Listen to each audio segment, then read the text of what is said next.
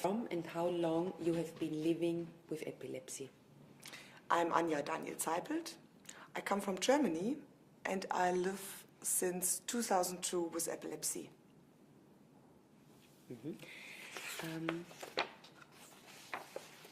Please describe what initial symptoms you experienced and how this led to your diagnosis.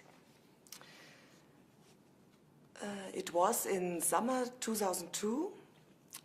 I went out with my daughter, she was 10 years old, with my girlfriend Heidi, and we was going out on inline skates to eat an ice cream in another village. On my way, my brakes blocked and I fell down and my head fell on the ground for 3 times. And stupidly, I was not going to a doctor. In the next weeks,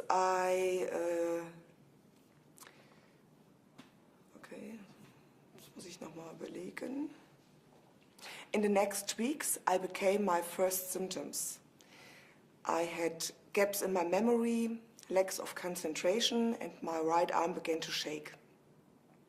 During the next weeks, the symptoms was going worse, and my right side from my body shaked, my eyes rolled, and my head was keeping to the side. In December 2002, I was in a neurological clinic, and there I became my diagnosis, complex focal epilepsy. Now, when you got your diagnosis, what did you feel? I feel not sad as I became my diagnosis because in the months before I had problems and I had no name for my problems. I don't know what it was. And I was so unsure.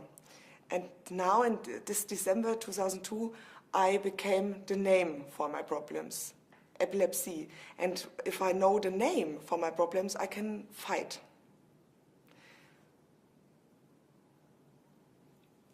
Great. When you got the diagnosis, what did you do? Did you tell your family? Did you tell your friends? Did you tell in the job? What happened? Did you become, after first relief, like, I don't know, sad, angry? What happened? As I became my diagnosis, I realized that I had a choice. I could either fall down in a dark, deep hole of depression and self-pity, or I can begin to fight and change my life to the new situation. But one thing was clear for me. I would not give up. I would never give up. And so I was going to my family, to my friends, to my club meetings, told them about my epilepsy and told them what they can do if I become a seizure. And everyone was very interested and everyone stand by my side. We stand all together. Great. Now, obviously, when you got your diagnosis, there was obviously, a change in your life, but still, when you look, as you say, people, I mean, you can't see epilepsy, but also, you are so positive and so giving, inspiration and hope and active and fighting. How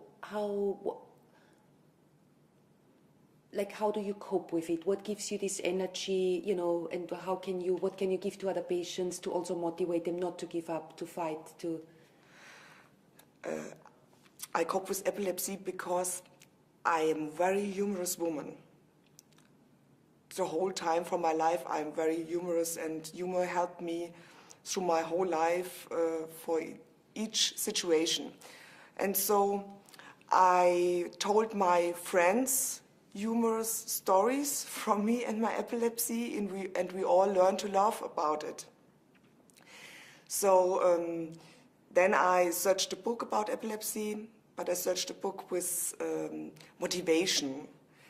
I would not read a book with dramatically stories. That's not right for me. But I didn't find such a book, and so I wrote my own self-help book with my anger, my fear, clear. But also with my humor and my sarcasm. And this book was my tell-all account. And it helped me immensely and other patients that read this book again, too. And yes, that's what I do since 2006 now. I'm an advocate in this epilepsy advocate family, and I try to help each day other people with epilepsy and to motivate them, tell them you can fight, you can go on in your life, you must not be tired, you must not be sad, and you can fight it, you can live with epilepsy, and you can well live with epilepsy. So I can say humor is the best medication for all of us.